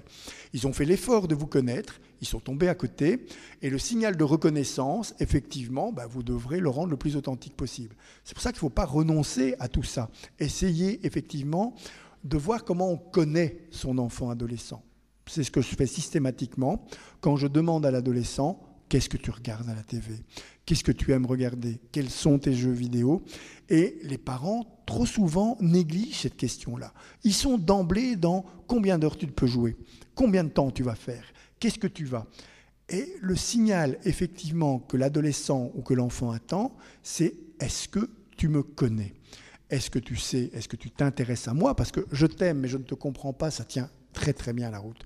N'essayez pas de jouer au psychologue avec vos enfants, ni même avec votre conjoint. Si vous jouez au psychologue, les couples de psychologues à ce niveau-là, c'est parfois très très compliqué, parce qu'on prétend toujours qu'on se comprend l'un l'autre. Dans l'amour, on n'a pas besoin de la compréhension. Votre fils ou votre fille, ou votre adolescent, votre adolescente n'ont pas besoin que vous les compreniez. Parce que comprendre quelqu'un, c'est l'empêcher d'évoluer. Chaque fois que vous comprenez quelqu'un, vous l'empêchez de vous étonner, de vous décevoir ou de se conformer, ce qui est effectivement l'espace de liberté de chacun. Si chaque fois que votre conjoint réagit, vous dites « Ah mais oui, mais t'es comme ça, mais c'est normal, puisque ta mère était comme ça, donc tu as réagi de cette façon-là », vous ne ferez pas long feu dans votre couple. Par contre, « Je t'aime, mais je ne te connais pas ». Ça peut éventuellement tenir la route, ça suppose que l'autre aurait une face cachée, un petit peu, parfois ça évoque un peu un thriller, donc méfiez-vous quand même, mais ça peut éventuellement tenir la route. Je t'aime, mais tu ne m'intéresses pas, ça ne tient jamais la route. Si vous ne vous intéressez pas aux espaces dans lesquels l'autre est en train de se construire, c'est ça que l'adolescent attend, y compris dans ces espaces que sont ces blogs, tous ces espaces dans lesquels il va se mettre en scène à partir de l'écran. C'est le rôle de l'adulte de s'y intéresser. On a fait une recherche récemment avec des enseignants de la région de Tournai, dans lequel on leur a proposé au début de l'année simplement de dire à leurs élèves « On s'intéresse à vous, est-ce que vous voulez bien nous communiquer vos adresses de blog simplement pour que, non pas pour qu'on contrôle, mais parce qu'on veut connaître votre vie ». Ils reçoivent non seulement toutes les adresses de blog, mais les élèves sont super contents. Ils disent « Cette année, on s'intéresse à nous ». Parce que le but du jeu dans le blog, c'est la mise en scène de soi. Si les adultes désertent, ne s'y intéressent pas, très très vite, on va se retrouver avec des adolescents qui ne comprennent pas pourquoi c'est un espace dans lequel l'adulte n'est plus, dans lequel l'adulte n'existe plus. Or, il y aura des apprentissages essentiels qu'on va devoir faire avec lui sur ce plan-là, notamment la tension entre l'intimité et l'intime. Ça, c'est un apprentissage essentiel pour l'adolescent parce que c'est très confus pour le moment. L'intimité, c'est la part privée de chacun d'entre nous qui est privée mais qui est susceptible de devenir publique suivant les exigences du monde social.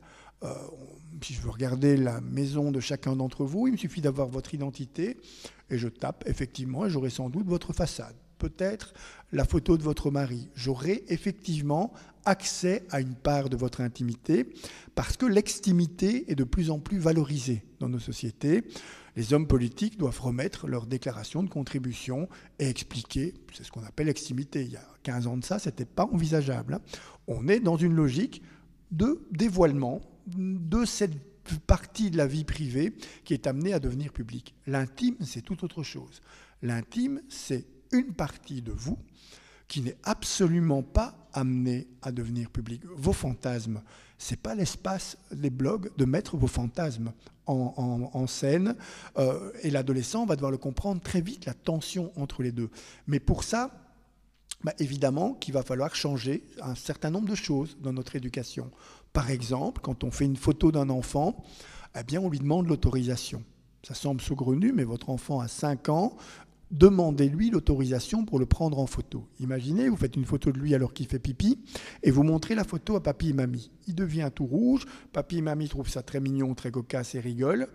Très bien, pas de problème. Sauf que, quand 10 ans après, il aura l'image de sa petite amie avec les seins nus, s'il la diffuse sur le net, on va le lui reprocher, parce qu'on aura l'idée que l'image, ça c'est le syndrome paparazzi, c'est le syndrome de nos systèmes sociaux à nous, l'image appartient à celui qui la prend.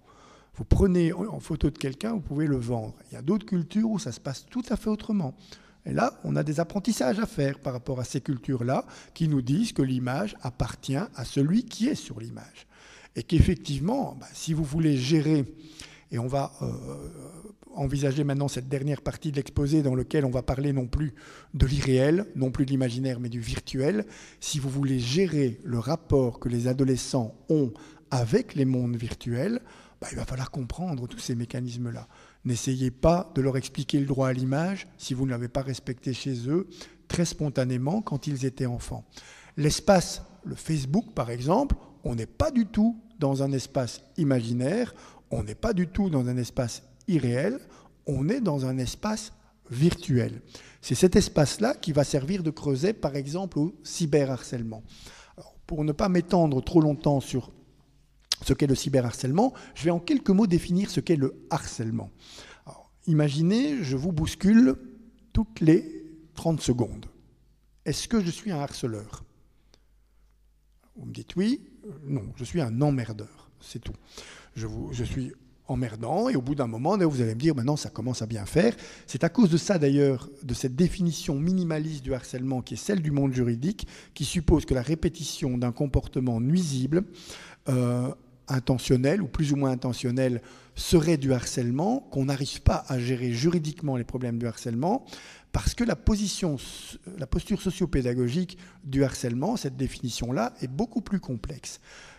Si je vous bouscule comme ça toutes les 2 minutes, et puis que je regarde quelqu'un d'autre, et puis qu'on se met à sourire tous les deux, là je deviens un harceleur, parce que je fige les rôles, le dominant, la dominée, et ce qu'on appelle les spectateurs, c'est-à-dire ceux qui regardent et qui, en regardant, vont figer les rôles de chacun. Ça, c'est du harcèlement, ce qui explique que c'est aussi compliqué et que le projet Prévention Harcèlement part de cette définition-là pour donner aux enseignants des moyens de lutter contre un mécanisme qui souvent prend toute la classe en otage, puisque tout le monde agit comme spectateur. Certains vont même être des spectateurs privilégiés et ils vont faire partie de la petite cour du harceleur. Nous, on parle de syndrome Dr House, puisque le Dr House, c'est le roi des harceleurs.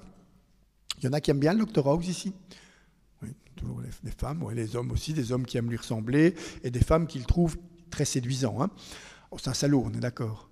Oui, c'est un salaud, et le pire, plus c'est un salaud, plus vous l'aimez. C'est un mâle dominant, il a tous les signes du mâle dominant, il est mal rasé, il a le menton un peu proéminent, il est effectivement pour une femme très séduisant, et pour un homme, il est aussi, on le trouve assez génial, et plus il est odieux, plus on le trouve génial.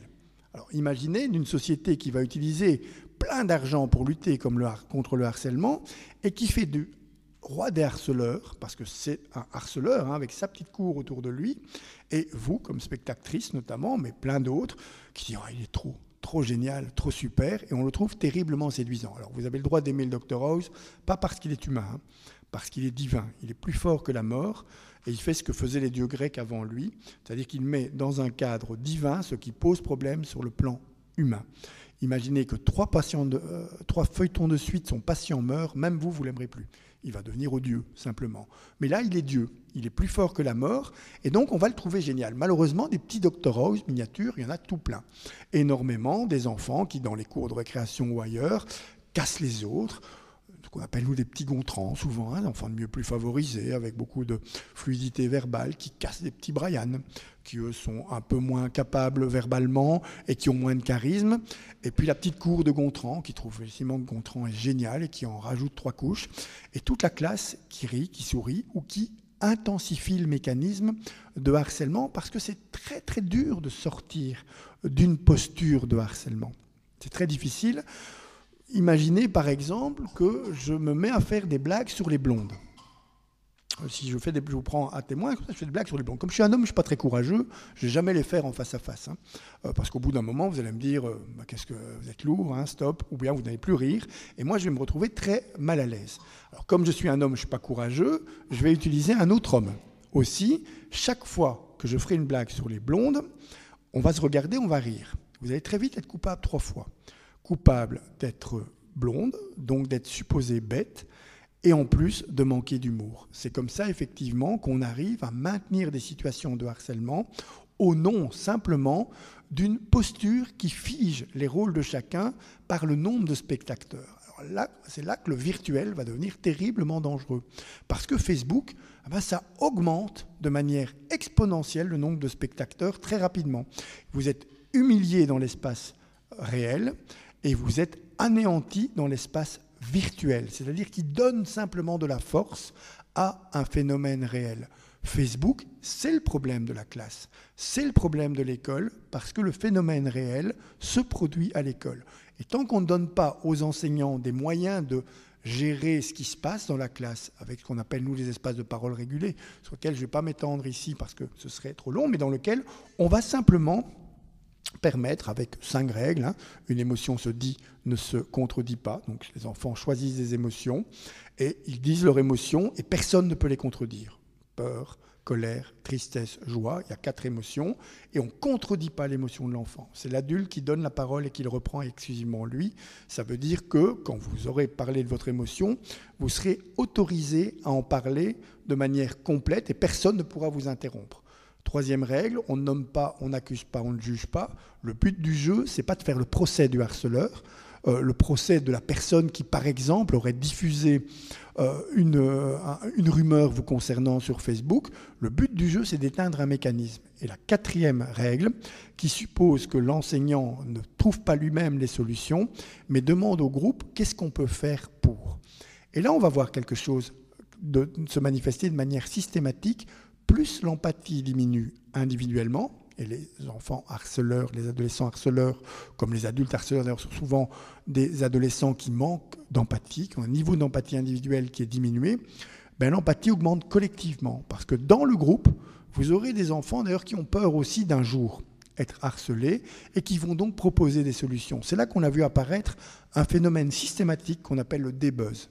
C'est-à-dire que le buzz, c'est quand vous faites du bruit, une rumeur vous concernant, une photo, et puis le nombre de spectateurs qui augmente très très vite, souvent beaucoup plus vite que ce que le harceleur imaginait, puisque lui, il imaginait simplement installer ce qu'on appelle son soi, c'est-à-dire ce qu'il est en fonction des événements qu'il produit et des événements qui lui arrivent. Le problème de Facebook, c'est que quand vous mettez en scène votre soi, les autres vont faire des commentaires, ce qu'on appelle l'hypersoi. Si vous avez vu l'image d'une jeune fille en Flandre qui a envoyé un coup de pied dans la tête d'une de ses collègues de classe, eh bien l'image est diffusée sur Internet tout aussi vite par un adolescent qui prend ça sur son GSM et qui diffuse. La jeune fille est annulée, méprisée, anéantie, humiliée dans l'espace réel. Hop, espace virtuel, hypertrophie, là elle est complètement anéantie. Si vous ne faites rien, vous aurez effectivement créé ce qu'on appelle du désespoir ou de la désespérance, avec des sentiments qu'il vaut mieux disparaître que d'être mis dans cette posture-là. Ça implique une réponse. La réponse que l'adolescent donne très rapidement, c'est le débuzz, c'est-à-dire quelqu'un qui émet un message pour dire « c'est du pipeau ce qui a été dit sur toi » ou « l'image qu'on vient de diffuser, il ne faut pas regarder ». Je l'ai vu dans toutes les classes où ça s'est manifesté, et dès que vous le faites, le débuzz, parce que la bulle numérique, elle augmente très vite, mais elle se dégonfle très très vite, vous avez tout aussi vite cette bulle numérique qui se dégonfle. Parce que les adolescents qui sont... Alors, il y a deux formes de harcèlement par Facebook interposé. C'est le flaming, c'est-à-dire quand vous êtes... Et Snapchat, par exemple, va multiplier les situations de flaming. Vous êtes incendié par des messages qui vous tuent très très vite. Et vous avez aussi le harassing, ça c'est beaucoup plus lent. Ce sont des messages continus, vous n'avez jamais la paix. Et puis, vous êtes usé par ces messages-là, parce que ça aussi, c'est une des caractéristiques du cyberharcèlement, c'est que vous n'avez pas de répit. Quand c'est du harcèlement uniquement scolaire, vous avez au moins le répit du moment où vous rentrez chez vous. Actuellement, c'est fini. Vous n'avez plus de répit, ça continue, c'est votre GSM, c'est Facebook, vous avez des messages permanents. La réaction de l'adulte de dire « t'as qu'à faire attention et t'as qu'à quitter Facebook », elle est calamiteuse. Hein. Quand vous savez que tout le monde est sur Facebook et est en train de vous incendier, vous ne pouvez pas demander à l'adolescent de sortir de Facebook. Hein. Vous devez, au contraire, lui proposer des solutions dans le monde réel qui sont parfois très faciles à trouver. Je me souviens de cette jeune fille qui est venue me voir il y a une quinzaine de jours parce qu'elle est victime de cyberharcèlement. Cyberharcèlement qui a une forme, finalement, qui part d'un système d'entraide. Parce qu'à l'écran, c'est toujours le meilleur et la pire des choses. Une classe décide de faire un groupe d'entraide dans lequel on va s'échanger ses notes. La jeune fille est malade pendant 3 jours, elle envoie un message pour demander les notes et elle reçoit une réponse « pas pour toi ». On veut bien donner des notes à tout le monde, mais pas à toi. Et puis un petit lol. Hein. Alors le lol, c'est pour rire. Méfiez-vous de l'humour. L'humour, c'est bienveillant et créateur de liens. C'est pour ça que quand on dit qu'une émotion se dit, ne se contredit pas, si vous dites « je suis triste parce que ce que tu m'as dit m'a blessé », vous avez simplement comme idée que c'est le récepteur qui définit si on est dans l'humour ou dans la moquerie, ou dans le sarcasme, ou dans l'ironie. C'est pas l'émetteur, hein, c'est le récepteur. Quand vous faites une vanne et que vous dites c'est pour rire, c'était pas à vous à le dire. C'est à l'autre à déterminer si on est dans l'humour ou si on est dans autre chose. Le simple fait de dire une émotion se dit, ne se contredit pas, va éviter ces messages qui, à un moment donné, sont les messages des dominants qui s'autorisent tout au nom de l'humour. L'humour blessant, c'est de la moquerie. Il n'y a pas d'autre mot. Ou du sarcasme ou de l'ironie. Alors cette jeune fille reçoit un message qui dit « pas pour toi ». Puis, juste après, 17 likes. Ils sont 19 dans sa classe. Donc elle en déduit que toute sa classe trouve effectivement qu'elle ne doit pas recevoir ses notes. Elle est complètement incendiée, avec envie de suicide, envie de mourir, etc. Dans ces cas-là, vous n'avez qu'une option, si vous êtes un adulte soutenant, c'est-à-dire professionnel, et amené à soutenir l'adolescent, vous devez lui dire « ça va s'arrêter ». Je te promets que ça va s'arrêter. Maintenant, c'est devenu mon problème à moi. Ce n'est plus ton problème à toi. Tu es autorisé à me harceler tant que ça dure. Vous ne pouvez pas, avec un enfant qui est victime de harcèlement, avoir une autre posture. Par exemple, une posture qui laisserait dire « on va essayer de faire ce qu'on peut, on verra ». Là, vous allez ajouter du désespoir à la désespérance. Hein, et ça va devenir catastrophique. Donc, vous devez, à un moment donné, vous donner une obligation de résultat. Du coup, je téléphone à l'école. Je propose un espace de parole régulé. Ce qui est tout à fait encourageant, c'est que je n'ai plus une seule école qui refuse de le mettre en place. Hein. Toutes les écoles veulent agir, savent qu'elles doivent le faire. Elles ne savent pas toujours comment agir, simplement. Quand on leur dit, voilà comment on peut agir, mettez en place cet espace-là, et vous voyez systématiquement le débuzz s'organiser, ou simplement des adolescents qui disent « désolé, on t'a blessé ». Pas « c'était pour rire, hein, t'as mal compris », c'est « on ne pensait pas qu'on t'avait blessé ». Cette jeune fille, en une séance, en un espace régulé, le débuzz est complètement manifesté, et ce qu'elle vivait comme étant le message de toute une classe par rapport à un rejet qui était effectif, hein. Ce n'est pas une jeune fille qui a des facilités pour s'intégrer, mais qui n'était pas aussi dramatique que ce qu'elle était amenée à vivre. Et donc, le simple fait de remettre dans l'espace réel ce qui se passait dans cet espace virtuel qui avait donné de l'ampleur à ce qu'elle vivait, lui a permis simplement de faire la part des choses. C'est ça le rôle des adultes, comprendre la tension entre le virtuel et le réel, entre l'imaginaire et la réalité, entre l'irréel et le réel, de façon à ne pas jeter tous les écrans en se disant « de toute façon, il perd son temps ». Et je terminerai quand même en expliquant une petite recette, tout simplement. ce que Tisseron appelle la loi des 3, 6, 9, 12. C'est tout simple. 0-3 ans, éviter les écrans, ils servent à rien du tout.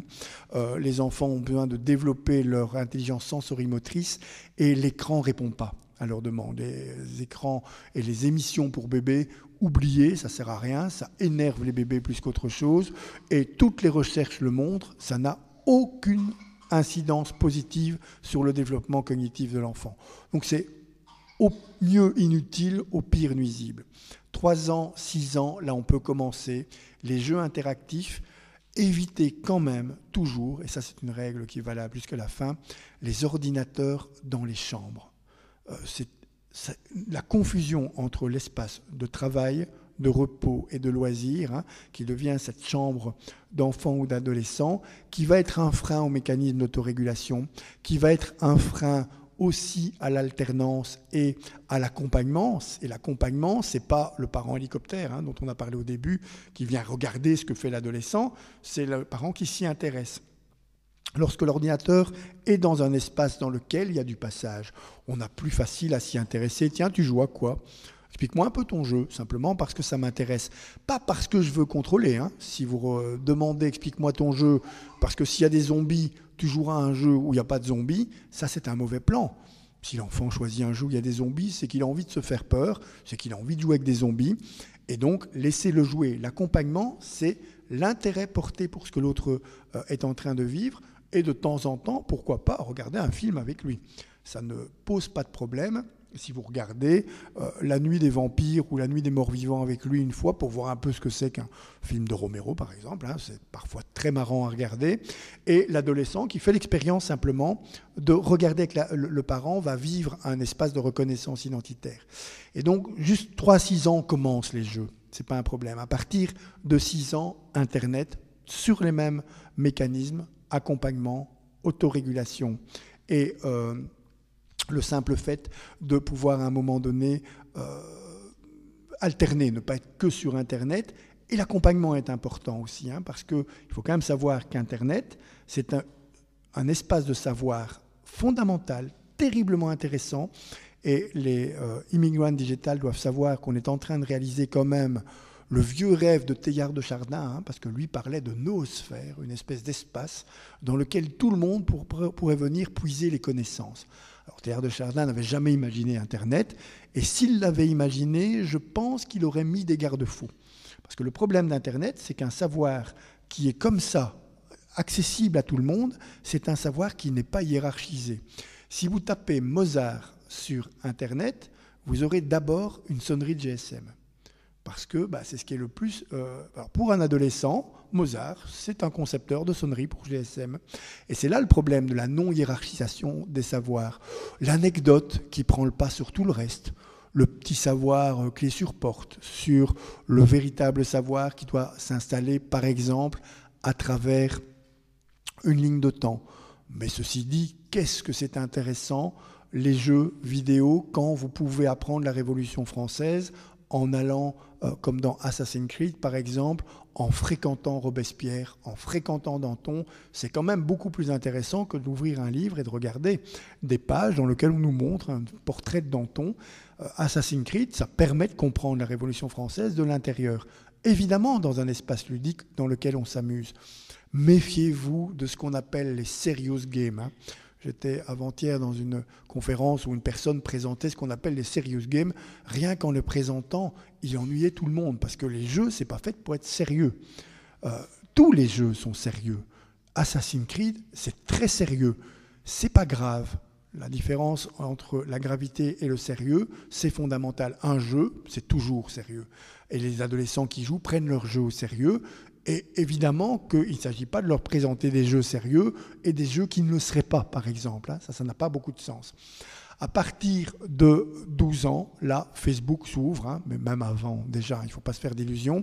Et de nouveau, les mêmes mécanismes, alternance, accompagnement, autorégulation. Si vous prenez cette règle 3, 6, 9, 12, que vous acceptez les mécanismes qui font l'autorégulation, l'accompagnement et l'alternance, les écrans seront alors ce qu'ils doivent être, c'est-à-dire des vrais médias pédagogiques qui aident les enfants à grandir et qui aident aussi, il il faut bien convenir aussi, leurs parents, à mûrir un peu par rapport à cet espace nouveau qui est l'espace numérique. Voilà, merci à tous et j'attends vos questions.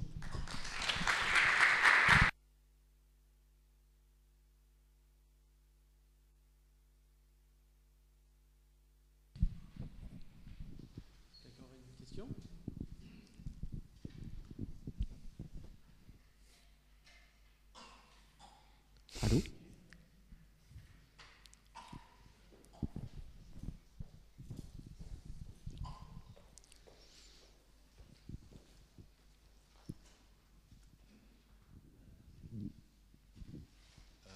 Voilà, c'est plus une petite question, mais plutôt qui a à voir sur toute la manière dont vous avez présenté.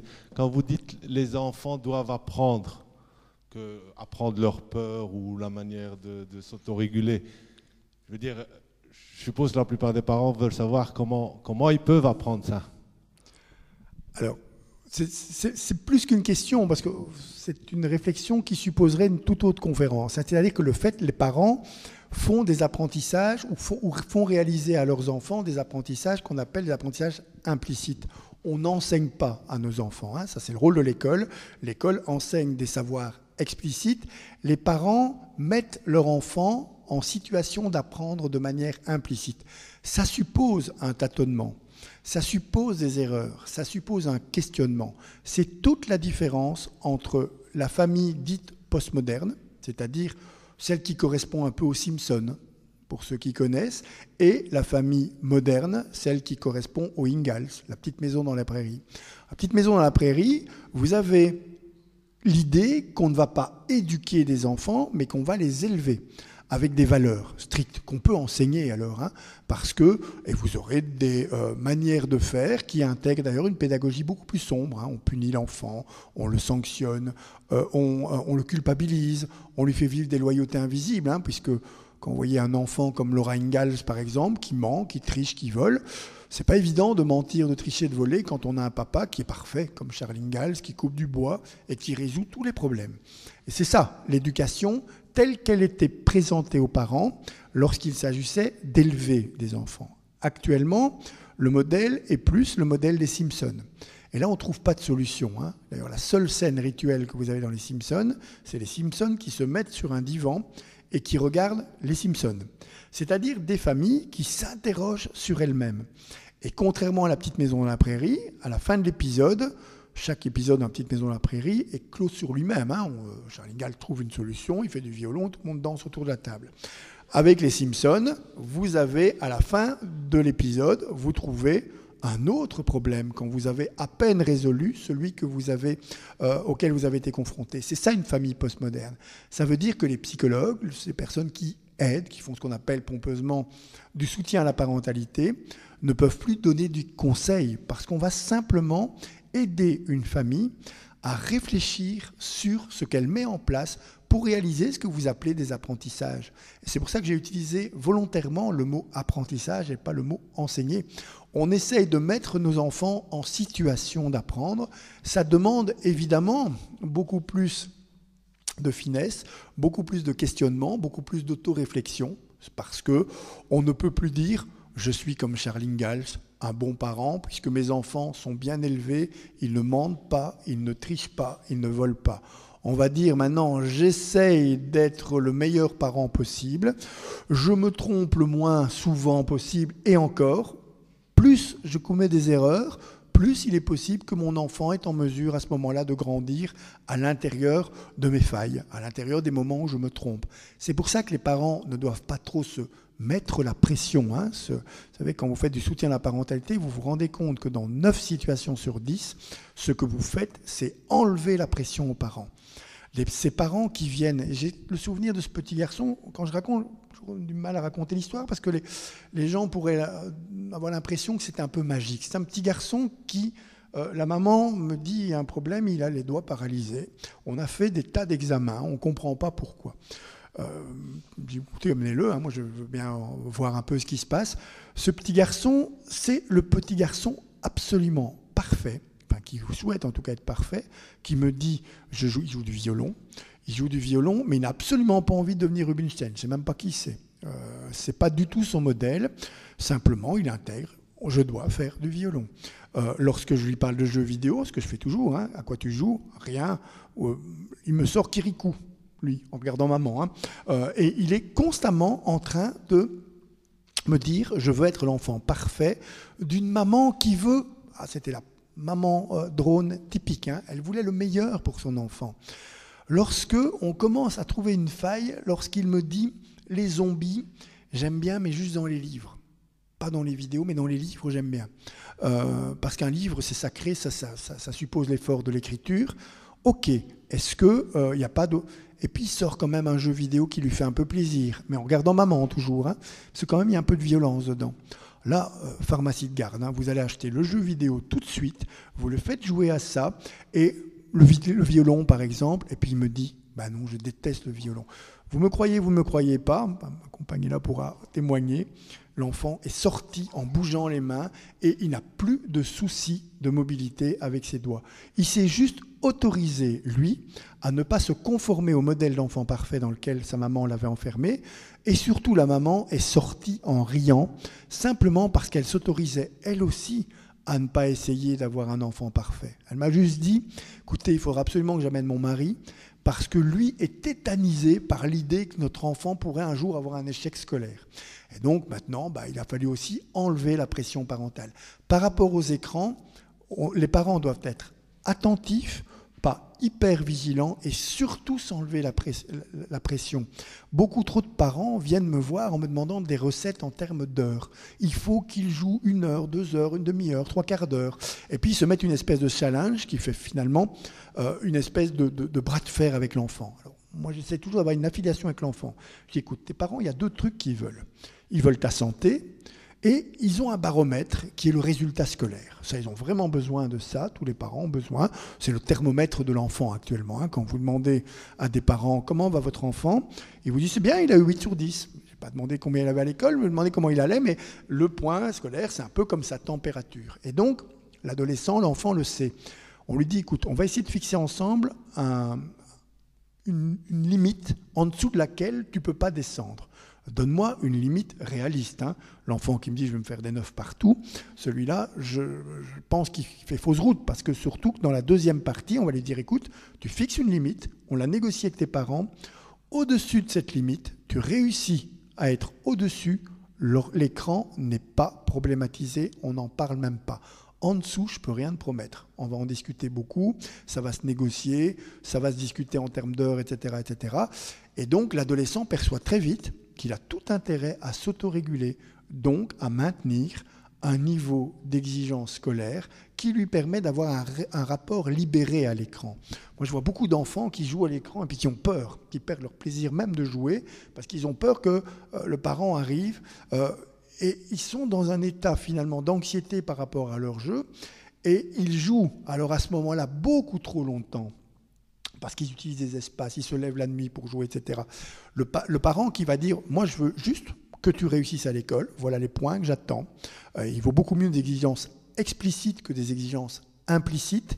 J'ai beaucoup d'enfants qui viennent avec des phobies scolaires et des parents qui me disent « mais pourtant on n'a pas d'exigence par rapport à lui ». Ce sont souvent des enfants qui étaient des anciens très bons élèves, notamment des bons élèves dans le fondamental, puis ils arrivent en secondaire, ils se rendent compte que ça va être plus compliqué et ils laissent tomber le plateau en disant l'école c'est plus possible.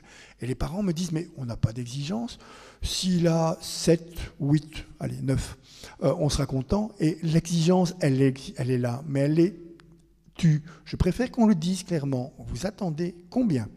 Vous attendez 7, vous attendez 8, vous attendez 9, on négocie la faisabilité avec l'enfant, avec l'adolescent, et le rapport à l'écran n'est pas discuté tant qu'on est au-dessus de la barrière que vous avez fixée. Ça donne à l'enfant un challenge qui lui permet d'avoir cette espèce de liberté. Ça, c'est dans les mécanismes d'autorégulation, ça fonctionne bien. Le deuxième élément, c'est la santé. Le nombre d'heures de sommeil, l'enfant qui se lève et qui prend un Red Bull simplement parce qu'il n'a pas dormi, ça c'est normal que le parent s'en inquiète. L'écran ne doit jamais prendre le pas sur les exigences scolaires du parent, on doit pouvoir simplement les déterminer, et sur la santé. Le reste, l'autorégulation, elle est possible dans toutes les situations. Il faut juste se donner les moyens de le faire, et ça c'est une question d'apprentissage, comme vous venez de le soulever.